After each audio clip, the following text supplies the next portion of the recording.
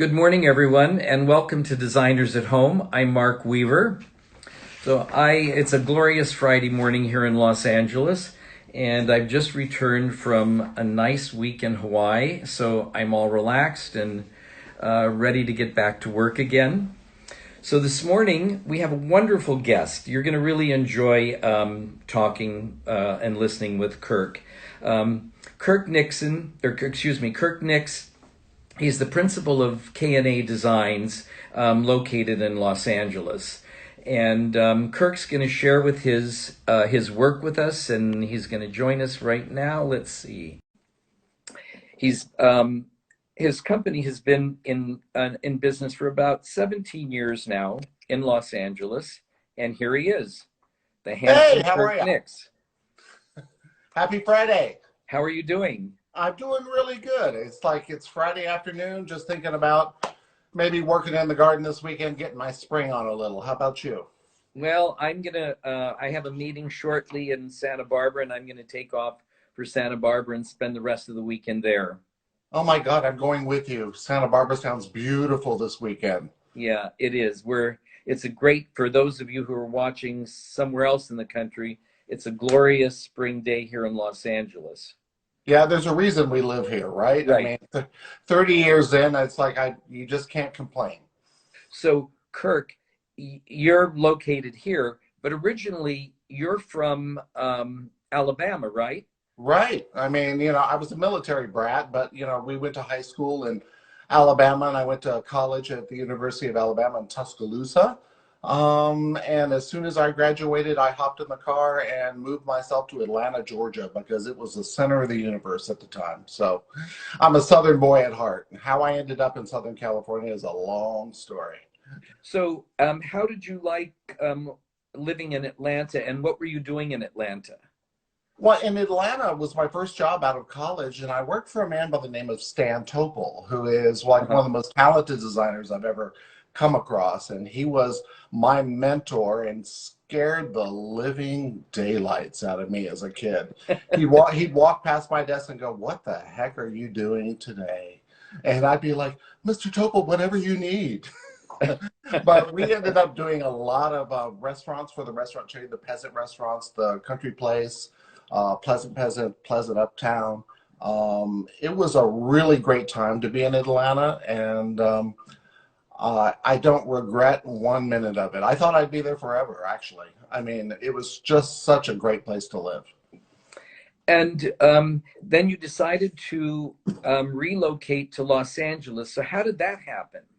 Well, I mean, it wasn't really a choice. It's just something that happened. I was working with a firm called Design Continuum on Disney, their first owned and operated hotel, the Yacht and Beach Club Resorts in Orlando, Florida. It was Robert Stern out of New York was the architect. Right. And we completed that. It opened to great success. It was really well received, I'm happy to say. And they were actually completing the circle around the lake with Robert Stern with a California designer at the time. This was probably 1988, 89.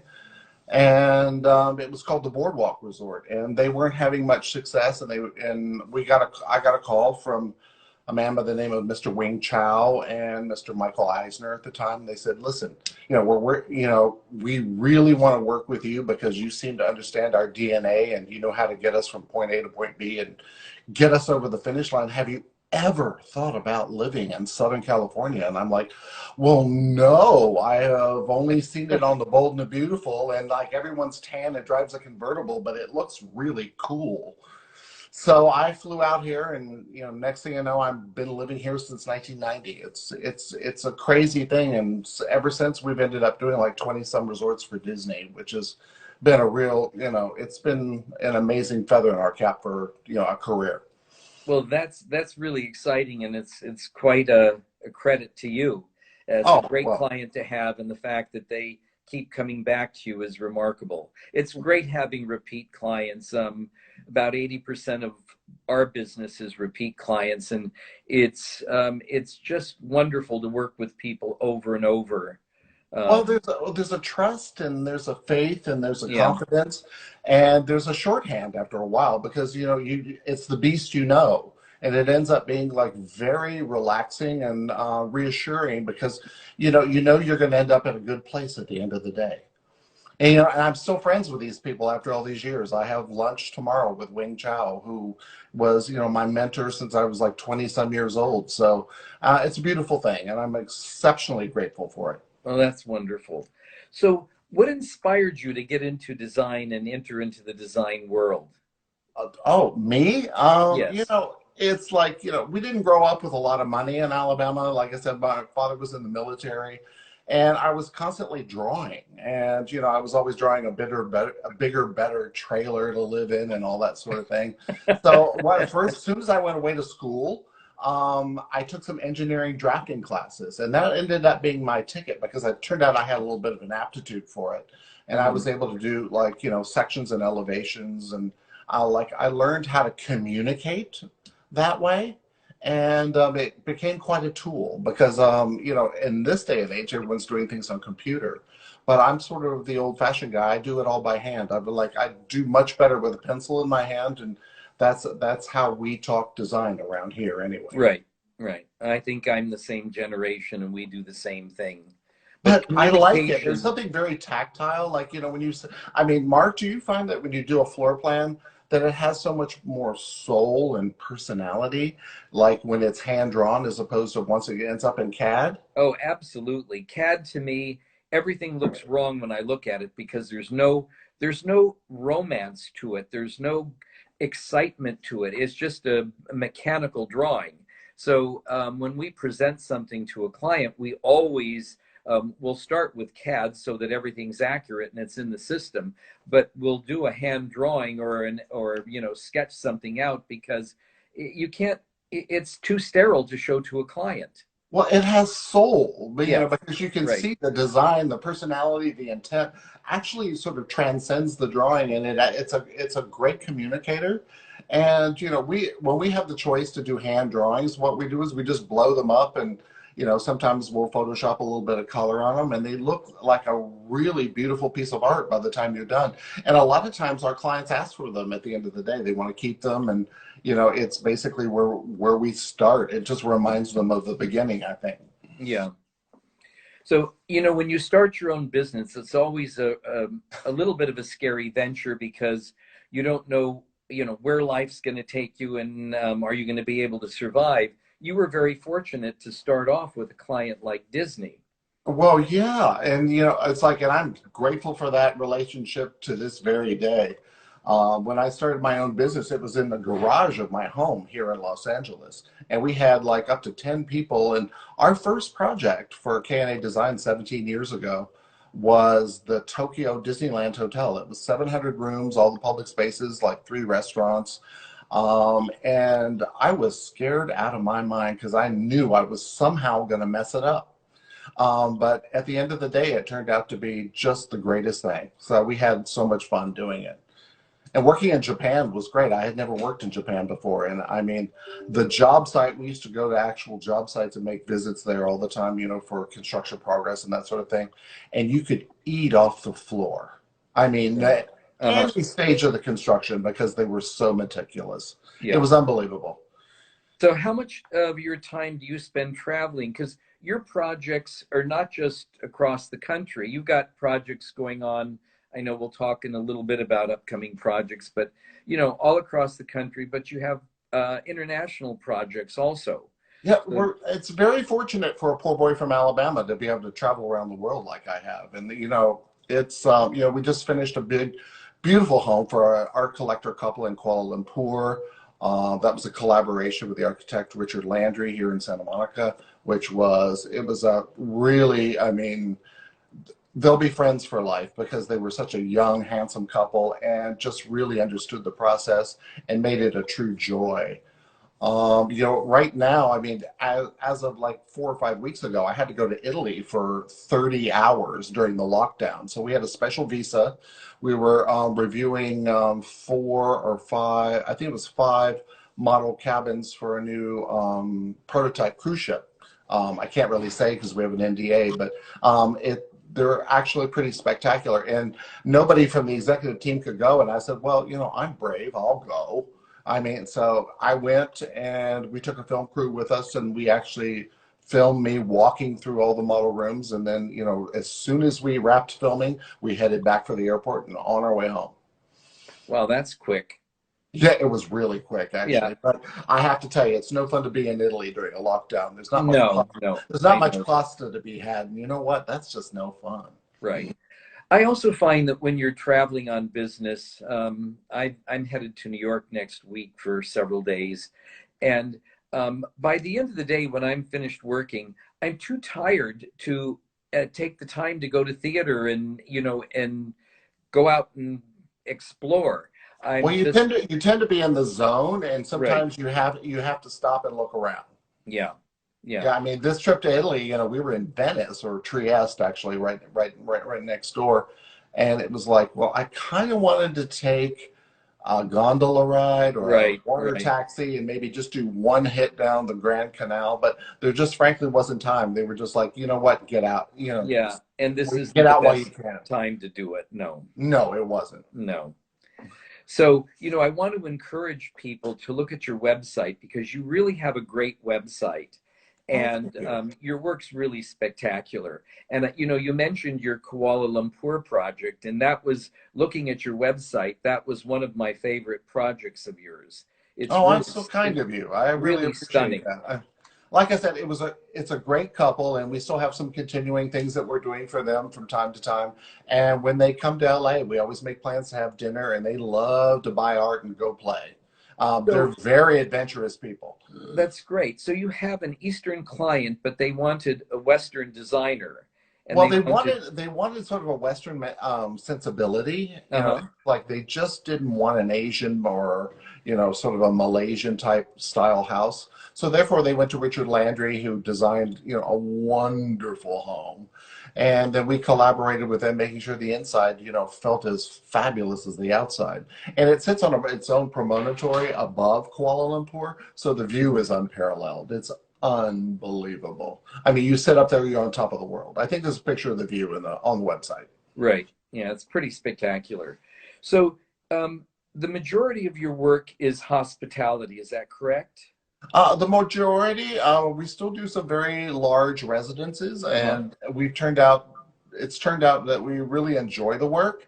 Again, it's about the relationship with the client and making sure that you have a good sort of rapport, and the trust is there because this is their home, so it's quite a journey, and it can last anywhere from like 2 to 3 years, as you're well aware. Yes. Um, So how do you find the difference between hospitality and residential? Do you enjoy both? Do you find one more challenging than the other?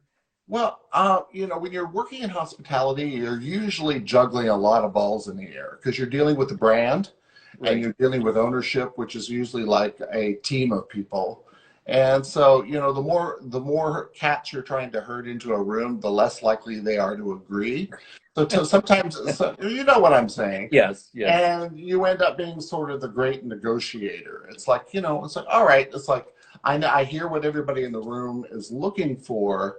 It's like, how do we end up on the same train, on the same journey? How do we get from point A to point B? How do we actually agree to disagree? Because, Right, a lot of people, you can't change their mind, but you right, can get them to compromise. right. So your projects have included, Ritz Carlton, Marriott's, Hilton's, MGM, the Wynn resorts, Yeah. and all over the world. So Yeah. when they come to you, I mean, you're familiar with the brand, obviously, and in many cases you worked with them before. Did they look to you, Kirk, for a design direction, or did they have a specific, um, do they have something in mind that they're trying to get you to develop? Well, I mean, we've been very fortunate just as a team. They'll come to you and they want to make sure that you definitely understand the DNA of the brand, what Right. it is, Hmm. what it is they're selling, for lack of a better term. But the big thing is making sure that they, well, how do I put this? It's making the most supportive clients really like to make sure that they're letting the designers design. They're looking for you to bring something fresh and innovative to the Right. table. And they're just like, you know what? A lot of times they'll step back and say, okay, you have the program, you understand what the brief is, you understand what it is we need to do, you understand the budget constraints.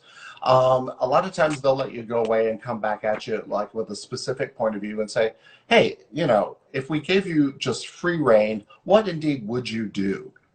Those are the best clients. Like, we're just That's very good. Yes. yeah, we're getting ready to open the Resorts World in Las Vegas. We are responsible for the Conrad Hotel portion of the property, which is about 800 rooms and some of the public areas. And, the client was saying, it's like, listen, we know you've worked with Hilton before and Conrad, but we need you to know that the budget is going to be about half what you expect. And so we're like, oh, okay, that's good to know. So, it was up to us to sort of like pull a rabbit out of a hat and really bring something to the table that was fresh, that felt like Las Vegas, that was still true to the Conrad brand, Right. but was also remarkably inexpensive. And I'm going to say that very nicely because it was a challenge. But you know what? We got it done, and we're still on really good terms with the client. And they told us last week that they're having a big blowout party maybe in June or July with Carrie Underwood and Katy Perry and Celine Dion because of the new headliners there. And I said, well, I hope I have an invitation. I don't have to serve drinks. And they're like, no, you don't have to serve. Yeah, just come. So that's a good I'm thing. sure you'll be there. It sounds like a lot of fun. That's a good thing. Exactly. Yeah. So let's talk about the furniture line and product line that you've developed. Oh my God. Well, I have to say, this has been a real labor of love. I mean, we design product all the time. Sure. I mean, because for clients like Disney and, for many of our hospitality clients, copyright infringement is a big thing. And so we're all about, intellectual, propriety when, we specify furniture. And for many of our hospitality clients for many, many, many years, we have to design pieces, because we own it at the end of the day, because they're taking these chair, for example, in a hotel room, but they're putting it out to bid. So therefore, you can't pull a picture out of a catalog and knock somebody off. That's not cool. It's not ethical. Right. And, we just simply won't do it. So I've had a lot of experience designing furniture. I had the opportunity to meet Andrew Palachek of the Palachek Furniture Group. He and his father, Alan, started the company.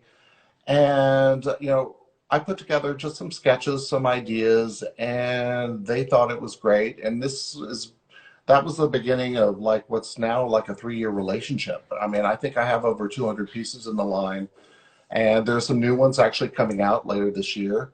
So it's been fantastic because the Palacheks are so supportive, and I've learned to understand. I did a lot of research into their DNA.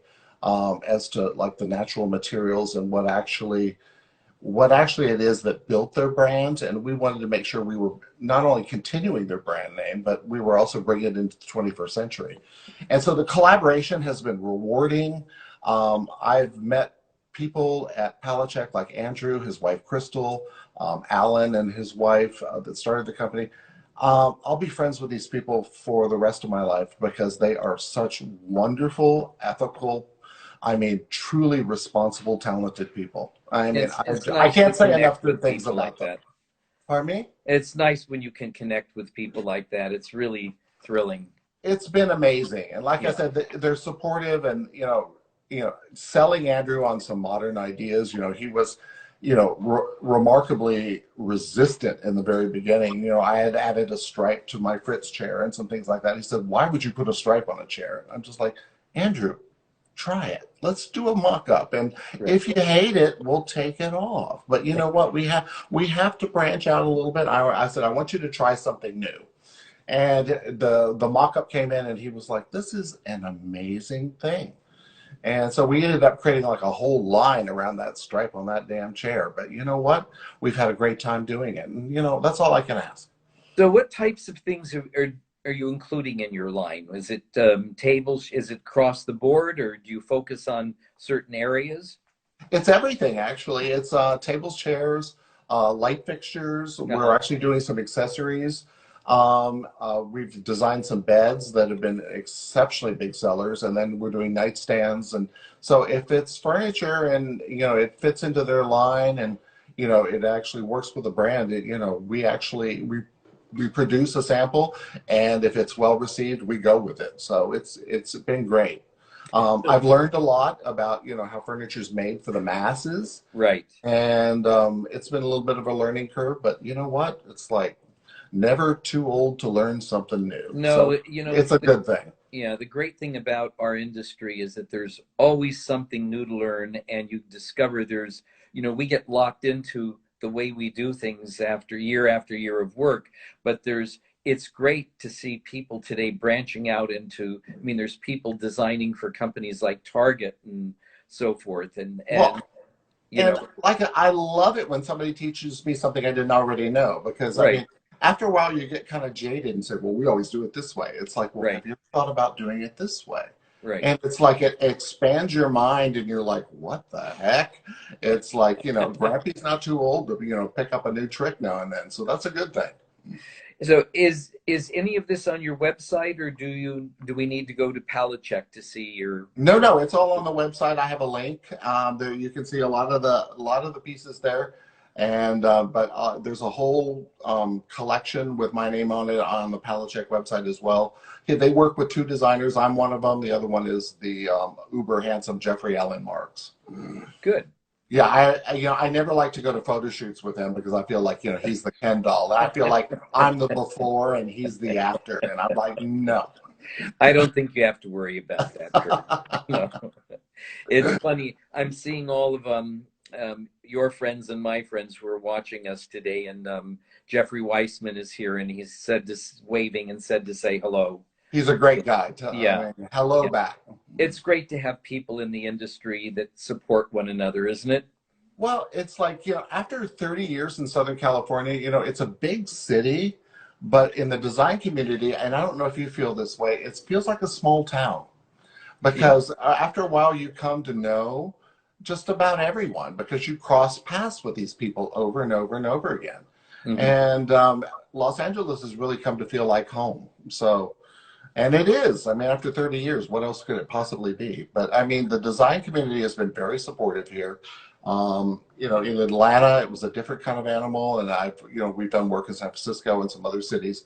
But, LA, I feel like there's a whole bevy of resources here, people we can call on when we're in need. Right. So would you ever entertain the idea of moving back to Atlanta or somewhere else?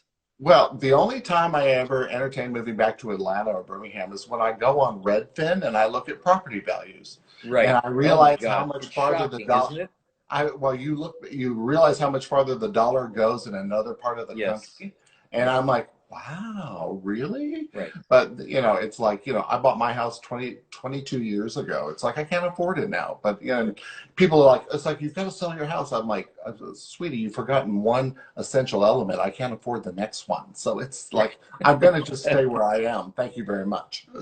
Okay. So speaking of your own home, everybody's always wondering how do they live? What do they do for themselves personally? What does your space look like? How do you go about designing for yourself? What does your home look like? Well, give us a little insight into your own personal taste. All right, I'll give you just a small glimpse of window. A couple of our designers have we go to the airport together in the morning. A lot of times we'll meet at my house and then catch an Uber or whatever and go from there. And I've, Michael Medeiros, Amy Sanger, Andrew Pantzer, a few of the people that, teammates here at the office, they walked in my living room and gone, whoa, because I'm a collector. I mean, I've been around the world several times. And if I see something, if I can afford it, I bring it back with me.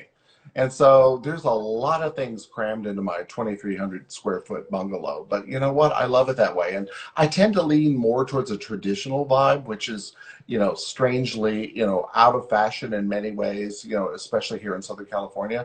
But in the rest of the world is starting to re-embrace it. They understand the beauty of classicism and things that sort of last. There's a timelessness. But so the collection of things in my home is it brings me great comfort because it's like sort of my nest. It's my respite from the rest of the world. But Right. you know, my house is really all about my backyard and you know the pool, and you know I'm a big gardener. So on the Right. weekend, you can see me out there getting really dirty under the under the fingernails. But that's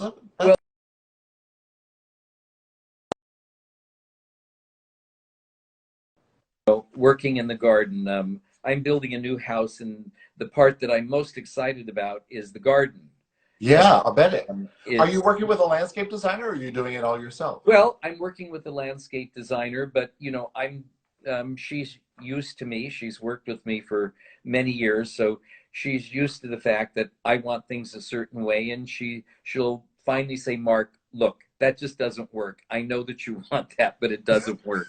But it's great because we can collaborate together, and I don't always know whether this is going to be compatible with the soil or but I'm doing everything drought tolerant because it's in Yeah, Santa Barbara, that's very and I want responsible. all And the yes. planting to be indigenous. And so, but like you, I love the collaboration of working with professionals because you're constantly learning. So I don't think that I know the answer to every single thing, and we both rely on professionals to execute our designs. Well, exactly. I mean, we're working on a renovation of one of the buildings on the Wilshire corridor. And through many meetings, through the design board, the board, and the design committee that's sort of running the renovation of Uh-huh. the public areas, it kept coming up. It's like, well, what about curb appeal? What about this? I said, well, it's like I'm not a landscape architect, but I do have some very specific ideas. So we produced a rendering, and they absolutely flipped out. They're just like, this is exactly what we want. I mean, they had a water feature, and it was very sculptural, and we made it look very much like a resort in some ways, and we sort of internalized the experience, with the landscaping. And they're like, "Yeah, great, can you do it?" I'm just like, no. I mean, I said, I can give you an idea, and that's, something I enjoy doing, but we need to now collaborate with a landscape designer, somebody who knows what's going to grow, what's appropriate for this Mhm. area, because the building is north facing, because I said, a lot of things aren't going to grow because, you're not going to get pure Some, yeah. sunshine all day long. And so I said, we need a professional. It's like I can make it look pretty, but we need somebody now that can make it work. Yes, and implement it. Yeah. Yeah. So travel has had to have a tremendous effect on your career and expanding your design vision because I know with me, when I started traveling, my whole perspective of the world changed and my whole idea of design changed. And I love traveling. I love collecting things as I travel because when I am sitting at home and looking at something, it reminds me of the time I spent in Thailand or Italy or wherever it is. And it's Where's your very favorite place to travel, Mark? Where do you really, I mean, where is it that you want to return to again and again? I'm curious. Well, I always say this over and over, but it's Italy because my mother was Italian, and that's sort of my background. And I remember my first trip to Italy. I just immediately felt like I was home, and everything seemed comfortable, and I just Yeah. identified with everything. There's a So light, that's there's a quality of light, and there's a warmth to Italy that you yes, just can't describe. And yes, if you're in the right part of Italy, it's just like, wow, it's like, why would I ever leave? It's unbelievable. right. Yeah, I've never been to the Amalfi Coast, and so that's real high on my list. Well, you'll love it because I was just there a year ago, this November, and I was in Herculaneum in Pompeii because I was having some things made at a foundry there, Yeah. and that's and then we went to Naples to begin with, and I don't think Naples is one of the places people love to go, but I absolutely adore Naples. It's just craziness personified. And then we spent a few days in Capri and Positano, and it's absolutely charming. I mean, it's just there's no way to explain it. It's just I think wonderful. we should leave now. Let's just book the tickets and Okay, go. well, screw Santa Barbara. Let's go to Positano. No, it just sounds divine. I mean, it's just unbelievable. So how do you're constantly traveling and you're buying things that, mean a lot to you. How do you edit these things? Because otherwise your home just becomes a warehouse of things. And at some point you've got to edit these things and how do you do that? That's so funny you bring that up because it happened last year. Because during the pandemic, we sort of found out we had some free time on our hands, and I kept walking around my house going, "Oh my God, I have to turn sideways just to enter this room. This is ridiculous." I mean, it's just simply over the top. Yeah. So I came up with a sort of a family solution. My mother has, a 4-bedroom, home in Birmingham, Alabama, and my father passed away 6 years ago, so she's there alone. And so I just thought, Mom, what a good idea. We need to do some redecorating. So I packed up a lot of things at my house and off they went to Birmingham, Alabama. And there they live happily ever after. And the clearing out of my own home was like a breath of fresh air. It is. And my mother's home Great. looks exceptionally well collected now, but that's okay. She's 89 years old and she's enjoying every minute of it. So it's a That's good thing. good. So it was a win-win all the way around. It's a good lesson, and I'm always telling that to clients. You just can't continually buy things year after year because otherwise you just end up with just too much stuff. And And it gets ridiculous. I mean, yes, it and does. then as I've gotten older, I appreciate sort of the limitation of just sort of a little minimalism. Yeah, because it's just simpler. It's clear. It's a little bit more, what is it? Zen. Relaxing for the mind Yes. Yes. because there's a little less clutter. Right. Because I realize when there's a lot of clutter around, I'm like going, wow. And then there ends up being a lot of dust and it becomes a cleaning nightmare. And I'm just like going, maybe less indeed is more. I think it's a lesson I'm learning a little late in life, but that's okay. I'm coming to it. No, I think it's a good lesson. We all need to curate what we have. But, I remember somebody said to me once, just get rid of it because it's time for somebody else to enjoy this object or these things or these clothes that you haven't worn in 4 years. Let somebody else have the joy that you did when you bought it. And I think that's a great way to look at it. Well, you touched on something because, we did some major closet clean outs as well during the pandemic because I realized, I mean, closets full of sport coats and suits that I'm not wearing anymore because I'm not going to those meetings. We're doing them virtually. Right. And so, I gave a lot of it to our the employees here. And I'm just like, you know what, you're going to look really good in this. So, just take it and put it away for a rainy day because, I don't need it anymore. I'm all about comfort and just, something that makes me look thin and, 34 years of age, but that's another story. So, Kirk, tell us what's on the horizon. What's coming next for Kirk Nix? Oh, for me personally, it's like we're excited this summer because we're opening 3 properties. We're opening the new Tapestry Hotel, which is a boutique brand for Hilton, and down in Point Loma in San Diego, and it's only 93 rooms, and it's a cute property, and we're I think photography starts maybe in next week after, or something like that. But it's a sweet little thing, and it really taught us how to do a lot of design on a budget. So that was good, clean fun for us. Resorts World's opening up this summer. That's been quite a journey, but we're happy to get that one done. And then a little later in the summer, we're going to be opening a tribute hotel for Marriott called the Ellison in Oklahoma City. And that's a collaboration with GSB Architects in Oklahoma City that we worked on a lot of Disney projects together. And so that's how sort of we came full circle to that.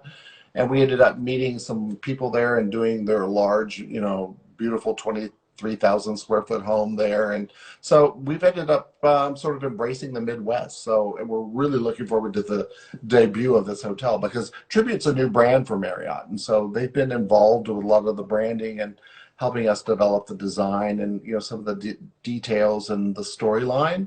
And it's been quite the journey. But you know what? We've learned a lot and it's been fun.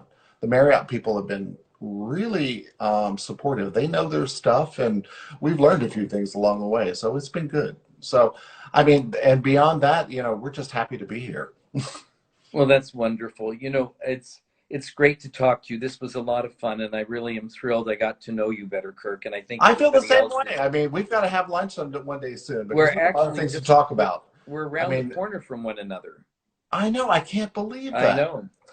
So, well, listen, keep up the good work. You do incredible work, and I encourage people to go look at your website and look at your product line because Thank you. That's they're very both kind of you. I wonderful. appreciate that. And I just am so grateful that you took the time today. I know you've got a very busy schedule, so thank you, Kirk. It was great. Thank you for Absolutely. joining us. Honored to talk to you, and I look forward to talking to you again soon because I've enjoyed it thoroughly.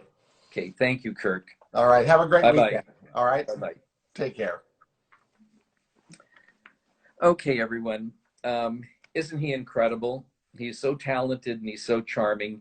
And anyway, in 2 weeks, our next guest is going to be the very charming and talented Windsor Smith. And if you'd like to explore a little bit before we talk with Windsor, go on her website because you'll see some of her work and some of her product. And remember that if you can't join us on our live segments, that we're available on Instagram. You can go on Mark Weaver and Associates on our Instagram account. We also have a podcast, and we have a YouTube channel, and we're also, I think, on Apple. So you can explore those if you're not able to join us live. Anyway, thank you all for joining us, and I hope you enjoyed today, and we'll see you in 2 weeks. Bye-bye.